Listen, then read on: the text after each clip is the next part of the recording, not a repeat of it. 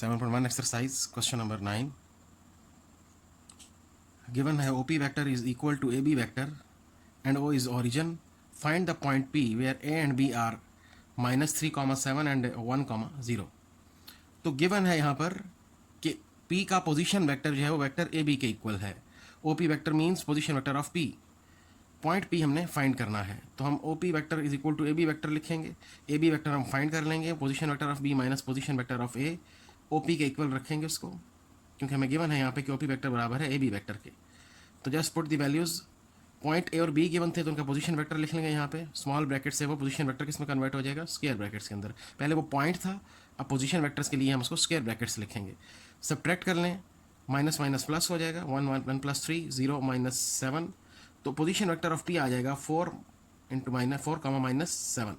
तो point P क्या बनेगा, हम इसको स्क्वायर ब्रैकेट्स से स्मॉल ब्रैकेट्स में लिखे देंगे, तो पॉइंट P बन जाएगा 4 माइनस 7. तो this is important short question. Question number 10.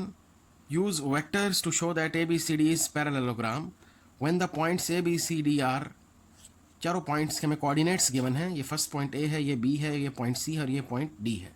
तो ABCD इज पैरेललोग्राम. तो इसके अंदर तरतीब बहुत ज़रूरी है. A के बाद B लिखेंगे, B के बाद C और फिर C के बाद D लिखेंगे. अपोजिट वेक्टर्स जो हैं वो पैरेलल होंगे. पैरेललोग्राम में अपोजिट साइड्स पैरेलल होती हैं, तो ये इसके अलावा जो वेक्टर्स होंगे, AB vector is equal to DC vector, DA vector is equal to CB vector. तो यहाँ पे अपने डायरेक्शन का बहुत ख्याल रखना. डायरेक्शन की मिस्टेक हो जाती है. AB और CD इक्वल नहीं होंगे, बल्कि AB वेक्टर इक्वल होगा DC वेक्टर के. तो हमने प्रूव करना है कि ये पैरेललोग्राम है. तो according to definition of parallelogram, opposite sides are equal and parallel as well.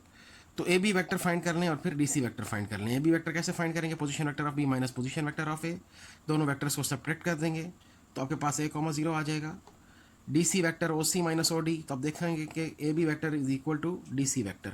अब इस तरीके से ये दो वेक्टर्स DA वेक्टर और CB वेक्टर, ये दोनों फाइंड कर लें तो वो भी दोनों आपके पास इक्वल आएंगे. सब्ट्रैक्ट करते हुए ख्याल करना है कि दरमियान में जब नेगेटिव साइन है तो साइन चेंज होंगे. माइनस आगे है B माइनस A, तो ये बन जाएगा minus B plus A. So DA vector is equal to CB vector as opposite vectors are opposite sides are equal. So ABCD is parallelogram.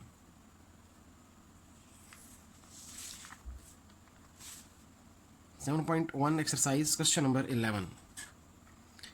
If AB vector is equal to CD vector, यहाँ पे दो equal vectors की बात हो रही है.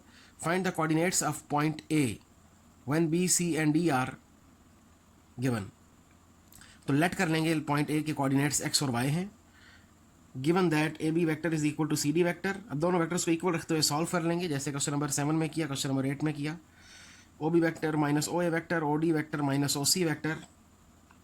Just put the values and separate the vectors. 1 minus x, 2 minus y, 4 minus minus 2 बन जाएगा 4 plus 2, 11 minus 5. So equal vectors हैं तो उनको कंपेयर कर लेंगे. 1 minus x is equal to 6, 2 minus y is equal to 6. So x equal to minus 5, y is equal to minus 4. So point A is find क्या करना था, point A, तो उसके कोऑर्डिनेट्स मेंशन कर देंगे पॉइंट की फॉर्म में. A is equal to minus 5 comma minus 4. Next है जी क्वेश्चन नंबर 12. इसके दो पार्ट्स हैं आपके पास. तो पोजीशन वेक्टर फाइंड करना है पॉइंट ऑफ डिवीजन का. पोजीशन वेक्टर फाइंड करना है पॉइंट ऑफ डिवीजन का. उस पॉइंट का पोजीशन वेक्टर फाइंड करना है जो पॉइंट डिवाइड कर रहा है. किसको डिवाइड कर रहा है, line segment joining the points. Line segments joining the given pair of points. ठीक है, तो पॉइंट C और पॉइंट D दोनों के पोजीशन वेक्टर्स गिवन हैं. Point C with this position vector and point D with this position vector. और वो point of division किस रेशो में डिवाइड कर रहा है, 4:3 में डिवाइड कर रहा है.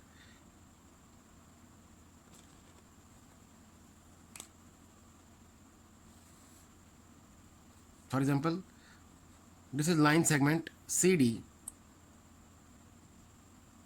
इस तरफ लाइन के 4 पार्ट्स हैं और इस तरफ लाइन के 3 पार्ट्स हैं. तो ये बन गया 4:3. ये वो पॉइंट है जो पॉइंट ऑफ डिवीजन है, जिसने इस लाइन के दो हिस्से कर दिए. पॉइंट ऑफ डिवीजन जिसके लाइन को, लाइन सेगमेंट CD को डिवाइड कर दिया है दो हिस्सों में. तो 4:3. तो इस पॉइंट ऑफ डिवीजन का पोजीशन वेक्टर कैसे फाइंड करेंगे, तो सबसे पहले गिवन क्या है वो लिखें. Position vector of C, position vector of D और P/Q. रेशो को P और Q से रिप्रेजेंट करते हैं. Now position vector of point of division is small R, उसको स्मॉल आर से रिप्रेजेंट करते हैं. Now by ratio formula, ratio formula क्या है, आपने सिंपली इनको इंटरचेंज कर देना है. ये पी की वैल्यू और ये क्यू की वैल्यू, क्यू को इसके पोजीशन वेक्टर से मल्टीप्लाई कर देंगे और पी को इसके पोजीशन वेक्टर से मल्टीप्लाई कर देंगे. तो Q into C vector, P into D vector. So Q into C vector, P into D vector over दोनों रेशोज़ को ऐड कर दें. रेशोज़ की जो दोनों वैल्यूज़ हैं 4:3, क्यू प्लस पी. तो यहाँ पर पी की वैल्यू 4 है, क्यू की वैल्यू 3 है.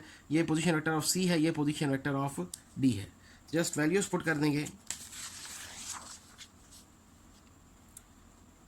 3 को मल्टीप्लाई कर दें, 4 को मल्टीप्लाई कर देंगे. 6i plus 12i that is 18i, 8j minus 9j that is minus j. तो 18/7i unit vector minus 1/7j unit vector, ये पोजीशन वेक्टर मिल गया पॉइंट ऑफ डिवीजन का. सिमिलरली सेकंड पार्ट में भी पॉइंट ई और एफ को ज्वाइन करने से जो लाइन सेगमेंट हासिल होता है उसका पॉइंट ऑफ डिवीजन फाइंड करना है जो 2:5 में पॉइंट लाइन को डिवाइड कर रहा है. तो उसी तरीके से q into E unit position vector plus p into F. Just put the values. Text book के अंदर बहुत बाद एडिशंस में मिस्टेक है, तो 5j इसको लिख लीजिएगा, 5i नहीं है, ताकि आंसर मैच कर लें. तो 5 into 5j plus 2 into 4i plus j multiply कर देंगे तो you will get 27j plus 8i/7. 8 इसको सिंगल फ्रैक्शन को दो फ्रैक्शंस में स्प्लिट कर लेंगे क्योंकि ऊपर दो टर्म्स मौजूद हैं आपके पास, 8/7i unit vector plus 27/7j unit vector. Now very important long questions, last 2 questions of 7.1 exercise. Question number 13. Prove that line segment joining the midpoints of two sides of triangle is parallel to third side and half as long. साबित ये करना है कि line segment जो mid points को मिलाने से हासिल हो रहा है, किन के मिड पॉइंट्स को, ट्रायंगल की दो साइड्स के मिड पॉइंट्स को मिलाने से जो लाइन सेगमेंट हासिल हो रहा है वो थर्ड साइड के पैरेलल होगा और उसकी लेंथ के, उसके मैग्नीट्यूड के हाफ होगा. तो सबसे पहले आप ट्रायंगल ड्रा कर लेंगे. आपने ट्रायंगल की दो साइड्स के, कोई सी दो साइड्स के मिड पॉइंट्स को आपस में ज्वाइन कर दिया. ट्रायंगल ABC हमने ड्रा की, AB के मिड पॉइंट को D कह देंगे, AC के मिड पॉइंट को E कह देंगे. तो DE जो लाइन सेगमेंट हासिल हुआ उसको हमने प्रूव करना है पैरेलल टू थर्ड साइड. जो तीसरी साइड है उसके वो क्या बन जाएगा, पैरेलल, और उसके मैग्नीट्यूड के हाफ होगा, उसकी लेंथ का हाफ होगा, वो हमने प्रूव करना है. तो लेट कर लेंगे position vector of A, position vector of B, position vector of C. तो पोजीशन वेक्टर को आगे ब्रैकेट में मेंशन करते हैं. तो पॉइंट A का position vector small a, point B का पोजीशन वेक्टर और पॉइंट C का पोजीशन वेक्टर. अब D और E का पोजीशन वेक्टर क्या होगा. D मिड पॉइंट है AB का और E मिड पॉइंट है AC का. D मिड पॉइंट है AB का, तो पॉइंट D का पोजीशन वेक्टर क्या होगा, एंड पॉइंट्स के पोजीशन वेक्टर्स को प्लस करके 2 पर डिवाइड कर देते हैं. तो D is midpoint of AB, so position vector of D is A plus B over 2. E is midpoint of AC, so position vector of E is A plus C over 2. अब जिस line segment की बात हुई है वो उस line segment को find करते हैं वेक्टर की फॉर्म में. DE vector OE minus OD. OE आप लिख चुके A plus C over 2, OD की value A plus B over 2, 1/2 common. दरम्यान में नेगेटिव साइन मौजूद है तो इसलिए माइनस के बाद हम ब्रैकेट यूज़ करेंगे. ये नेगेटिव साइन इस पॉजिटिव को नेगेटिव कर देगा, ए कैंसिल हो जाएगा, plus A minus A. You will get OC vector minus OB vector, OC vector minus OB vector, और वो किसके बराबर होता है, BC वेक्टर के बराबर होता है. सो DE वेक्टर बराबर आ चुका है 1/2 BC वेक्टर के. तो प्रूव हो चुका है यहाँ पर कि जो लाइन सेगमेंट DE था वो हाफ है थर्ड साइड के. और इसके अंदर आप एक और बात भी ऑब्जर्व कर सकते हैं कि one vector is scalar multiple of other. जब भी किसी वेक्टर को किसी नंबर से मल्टीप्लाई करें तो दूसरा वेक्टर जो हासिल होता है वो उसके हमेशा क्या होता है, पैरेलल होता है. तो यहाँ से एक बात भी, दूसरी बात भी प्रूव हो चुकी है कि DE vector is parallel to BC vector. तो दो बातें साबित करनी थी, दोनों इस एक इक्वेशन से साबित हो चुकी हैं कि थर्ड साइड जो है उस लाइन सेगमेंट के हाफ भी है और थर्ड साइड उसके पैरेलल भी है. तो पैरेलल वेक्टर्स की definition, if one vector is scalar multiple of other then vectors are parallel. कि जब भी एक वेक्टर किसी नंबर से मल्टीप्लाई करने से हासिल हो तो दोनों वेक्टर्स आपस में पैरेलल होते हैं.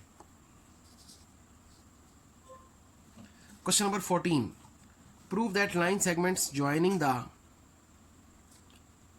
Mid points of sides of a quadrilateral taken in order form a parallelogram. Now what is quadrilateral. Quadrilateral चौकोर कहते हैं उर्दू में. Quadrilateral, a polygon having 4 sides. तो 4 sided polygon is called quadrilateral. तो क्वाड्रिलेटरल हम ड्रॉ कर लेंगे जिसके अंदर 4 साइड्स हैं, उसमें अपोजिट साइड्स पैरेलल हो भी सकती हैं, नहीं भी हो सकती. क्वाड्रिलेटरल के आगे फिर टाइप्स हैं पैरेललोग्राम और ट्रेपीजियम. जिसमें अपोजिट साइड्स पैरेलल हो वो पैरेललोग्राम होती है, और जिसमें अपोजिट साइड्स पैरेलल ना हो तो वो ट्रेपीजियम होती है. तो हमने ये ट्रेपीजियम एक ड्रॉ किया है. क्वाड्रिलेटरल की बात की थी उसने, तो इसके अंदर ये 2 साइड्स पैरेलल हैं लेकिन ये 2 साइड्स पैरेलल नहीं हैं. लेकिन हमें इससे गर्ज नहीं है, हमें जैसे ये प्रूफ करना है कि क्वाड्रिलेटरल की जो साइड्स हैं उसके मिड पॉइंट्स को मिलाने से जो फॉर्म बनती है वो दैट इज़ अ पैरेललोग्राम. तो पैरेललोग्राम को कैसे प्रूफ करना है, हमने ई एफ जी एच को प्रूफ करना है कि वो पैरेललोग्राम है. E is mid point of A B, F is mid point of B C, G is mid point of C D and H is mid point of D A. तो सबसे पहले vertices A B C D के position vectors को mention कर लेंगे. Position vector of A, position vector of B, position vector of C and position vector of D. उसके बाद mid points के पोजीशन वेक्टर्स फाइंड करेंगे.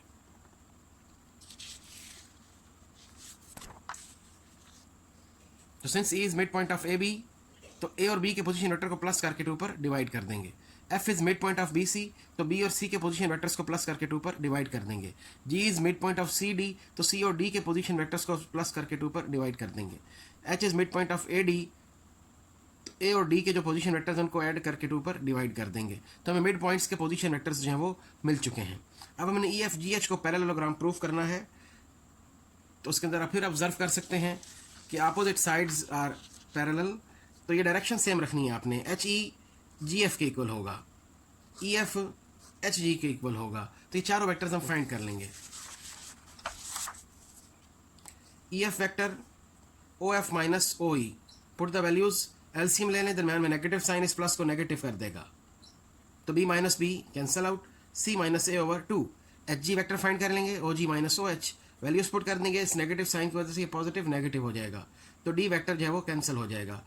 तो अब देख सकते हैं कि E F vector is equal to H G vector. Now other 2 sides, H E vector और G F vector. H E vector is equal to O E minus O H.